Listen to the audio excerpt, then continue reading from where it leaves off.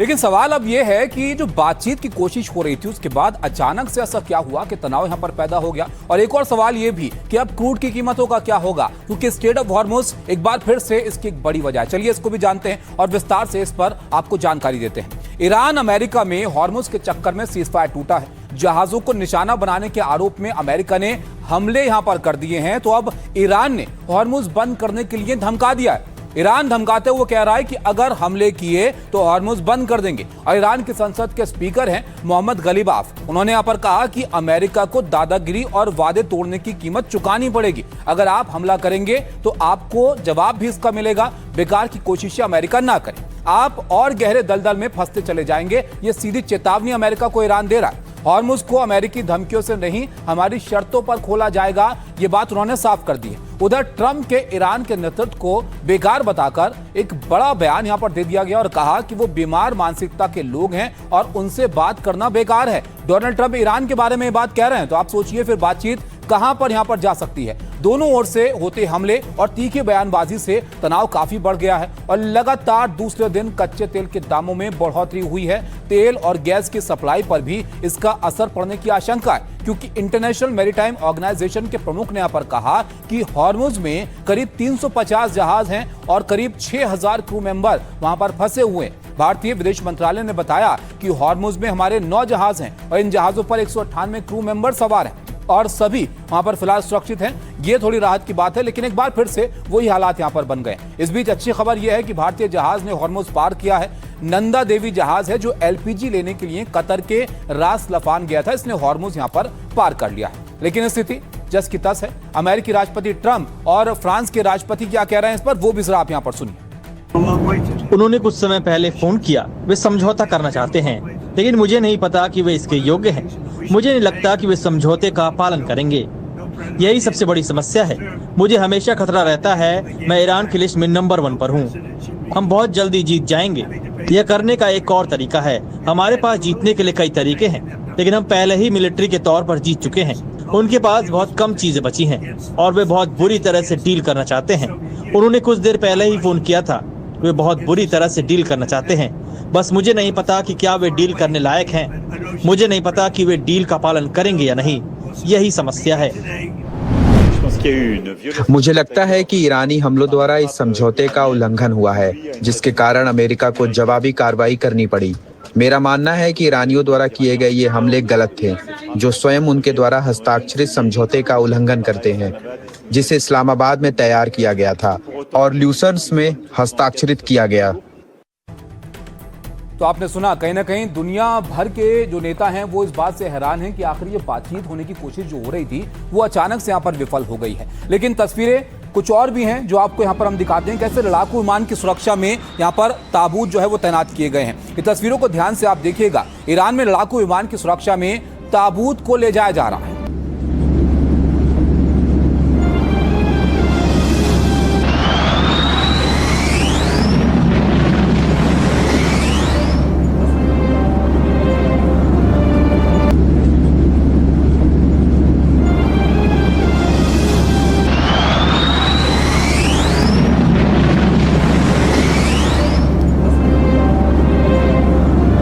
तस्वीरें कुछ इस तरह की तस्वीरें हैं जो आमतौर पर नजर नहीं आती हैं। एक ताबूत को ले जाने के लिए लड़ाकू विमानों को सुरक्षा में तैनात यहां पर करना पड़ा है और ये स्थिति इसलिए है क्योंकि अमेरिका एक बार फिर से हमले के मूड में है और तनावपूर्ण हालात यहां पर हो रहे हैं और अली खamenei का जनाजा यहां पर निकलना है और उस ताबूत के लिए कैसे आप देखिए लड़ाकू विमानों से सुरक्षा देनी पड़ रही है।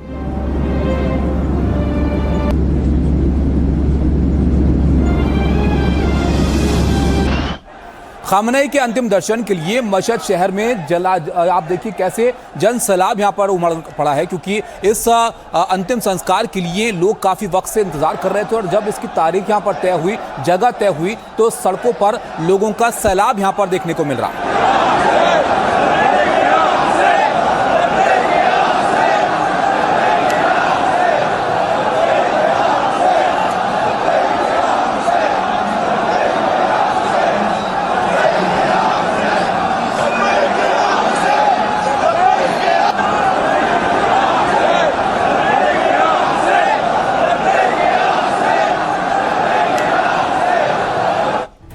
लब्बैक या हुसैन की नारेबाजी हो रही है और जनाजे में शिरकत करने के लिए लोग सड़कों पर उमड़े पड़े हुए हैं और तादाद कितनी है ये अंदाजा लगाना भी यहां पर मुश्किल है। मस्जिद में भी लोगों की भीड़ यहां पर जुटने लगी है।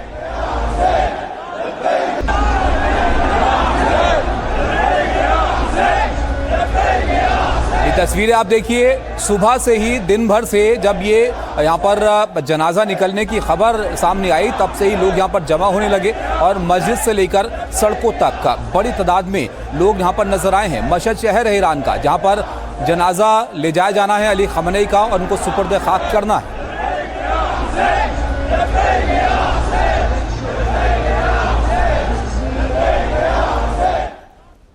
कुछ और तस्वीरें हम आपको दिखाते हैं जिसमें आप देखिए उस दरगाह पर जहां पर उनको दफनाना है। जब खमनेई का ताबूत लाया गया तो लोगों की भारी भीड़ वहां पर मौजूद थी और भावुक लोग यहां पर नजर आए।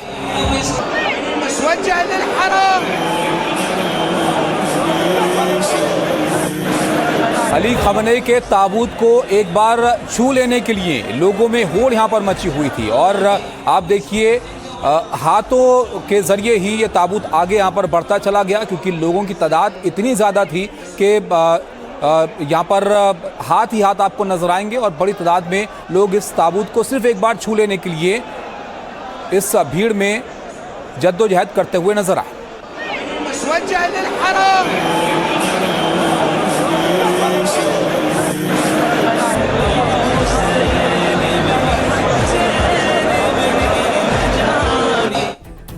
तस्वीरें आपने देखी यहाँ पर अली खमनेई का अंतिम संस्कार होना है, लेकिन सवाल यह है कि आखिर खमनेई के अंतिम संस्कार के लिए मशहद शहर को ही क्यों चुना गया। तो चलिए आपको बताते हैं कि इस शहर को ही आखिर यहाँ पर क्यों चुना गया, इसकी अहमियत क्या है। मशहद आज ईरान का दूसरा सबसे बड़ा शहर है। मशहद का मतलब होता है शहीद होने की जगह, जो शिया मुसलमानों के एक इमाम से जुड़ी हुई है। वो पैगंबर मोहम्मद के वंशज इमाम रजा हैं। इमाम रजा शिया इस्लाम के 8वें इमाम माने जाते हैं और कहते हैं कि बढ़ती लोकप्रियता से डरकर उनकी हत्या हो गई थी। दावा यह है कि तब के शासक अब्बासी ने जहर देकर उनको मरवा दिया था। जहां इमाम रजा को दफनाया गया, बाद में वो जगह मशहद कहलाई क्योंकि रजा इकलौते ऐसे इमाम हैं जिन्हें ईरान में दफनाया गया है। बाकी इमामों को सऊदी अरब या फिर इराक में दफनाया गया है। मशहद शहर में मौजूद इस इमाम रजा की दरगाह इसे कहते हैं और मशहद शहर और ये दरगाह शियाओं के लिए बहुत पवित्र है और मक्का, मदीना और करबला के बाद सबसे पवित्र इसको माना जाता है। यहाँ पर हर साल दुनिया के कई देशों से लाखों शिया पहुंचते हैं और इसी दरगाह में अब अली खमनेई को भी दफनाया जाना है। लेकिन आप देखिए, खमनेई के अंतिम संस्कार के बीच अमेरिकी सेना ईरान पर बम बरसा रही है। इन हमलों पर अंतिम संस्कार में आए लोग क्या कह रहे हैं वो भी आपको दिखाते हैं। ये लोग दुश्मनों को यह संदेश देना चाहते हैं कि वे अपनी बात पर अडिग हैं और सही गलत की इस लड़ाई में इराकी और ईरानी जनता एक है। इराकी लोग सही पक्ष और इस्लामिक रिपब्लिक के साथ एकजुट है। ईश्वर ने चाहा तो वे दुश्मनों के गले पर एक हाथ और एक तलवार बनकर खड़े होंगे।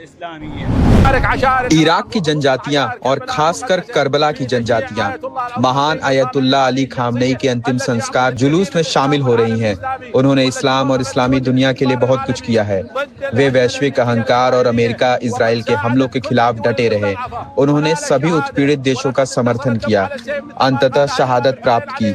जैसा कि इमाम हुसैन ने कहा था, खून तलवार पर भारी पड़ा, खून की तलवार पर जीत हुई और आज सैयद खामनेई विजेता है। उन्होंने इस्लाम के सिद्धांतों को स्थापित किया। तो आपने देखा, बड़ी तादाद में खमनेई के जनाजे में शामिल होने के लिए लोग पहुंचे हैं, लेकिन मशहद लाने से पहले कुछ और शहरों में भी उनके जनाजे को ले जाया गया। अब जरा ये तस्वीरें आप देखिए, करबला की हैं, जहां पर खमनेई के लिए किसी तादाद में भीड़ यहां पर जमा हो गई। इस दौरान भी उन्हें अंतिम विदाई देने के लिए लाखों लोग यहां पर पहुंचे और इराक के करबला में भी कुछ इसी तरह का मंजर देखने को मिला।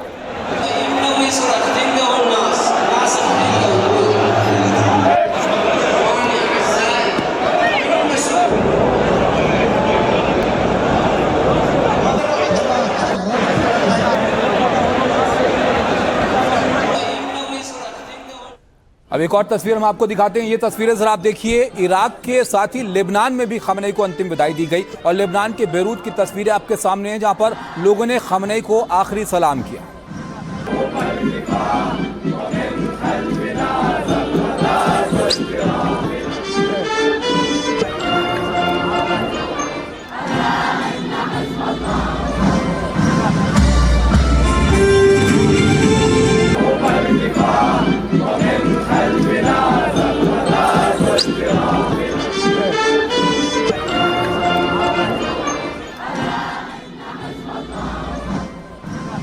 जब ईरान के सुप्रीम लीडर रहे खamenei अंतिम सफर पर थे तो ईरान से लेकर इराक तक उनके जनाजे में भारी भीड़ उमड़ रही थी। लेकिन जब मशहद में खamenei को सुपुर्द खाक करने की तैयारी थी तब तेहरान समेत कई प्रांतों से वहां लाखों लोग पहुंच रहे थे और तभी अमेरिका ने सीज फायर खत्म करके ईरान पर धावा बोल दिया।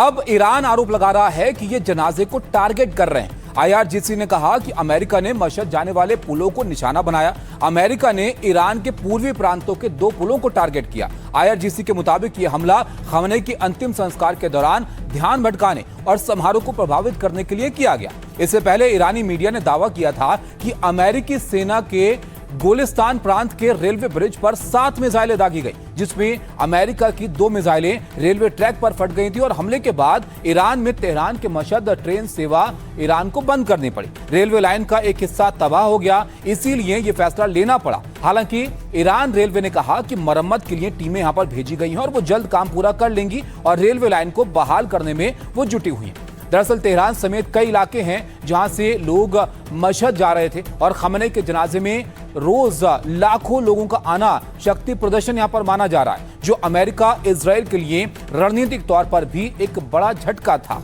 और इसीलिए ये आरोप यहां पर लगाए जा रहे हैं। अब सुनते हैं कि ईरानी सैन्य प्रवक्ता का इस पर क्या कहना है कि कैसे अमेरिका के खिलाफ वो तैयारी कर रहा है।